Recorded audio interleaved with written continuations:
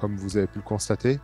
On a l'impression de ne pas être loin du bout, mais il y a encore plein de petites choses à faire et pour que ça soit vraiment opérationnel. Donc on espère pouvoir intégrer ce magnifique outil de travail à partir du 15 septembre. Comme vous ne l'ignorez pas, tout le monde a été frappé par la crise sanitaire, hein, et le Covid a forcément entraîné un retard par rapport au délai initial qui était prévu. Par contre, les équipes ont mis tout en œuvre, les équipes d'ICR ont mis tout en œuvre pour essayer de le combler au maximum et ils ont bien bossé. En tout cas, quand on est finalement à la veille de prendre possession de ce lieu et on a vraiment l'impression qu'on est privilégié. Donc c'est une bonne nouvelle. C'est un lieu d'économie mixte où on se dit que oui, c'est l'Académie du handball, mais l'Académie du handball, elle se veut intégrée dans son tissu économique, dans son tissu social. Et donc, le gymnase sera un lieu, bien sûr, privilégié de nos handballeurs, mais pas uniquement, puisque d'autres associations pourront venir pratiquer leur sport.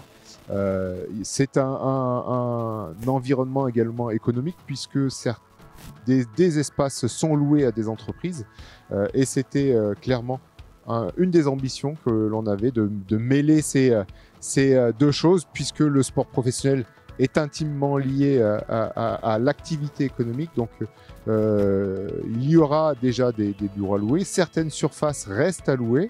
On aura également un cabinet de kiné, en tout cas un cabinet, j'allais dire, de kinésithérapie et de médecine qui sera au rez-de-chaussée et qui, de par la proximité, devrait fonctionner en étroite relation avec nos stagiaires du centre de formation.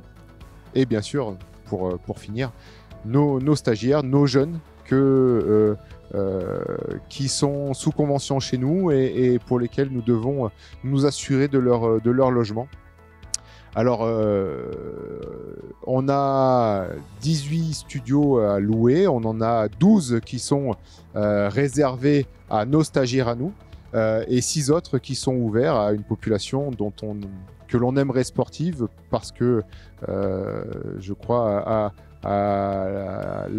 aux relations, en tout cas entre les sports, et au fait qu'on puisse apprendre beaucoup les uns des autres dans des disciplines voisines. Je pense qu'on est tous impatients d'en prendre possession parce qu'on se dit qu'on aura des conditions de travail qui vont juste être exceptionnelles et qu'on va pouvoir élever, j'allais dire, notre niveau de compétence, notre niveau d'attractivité.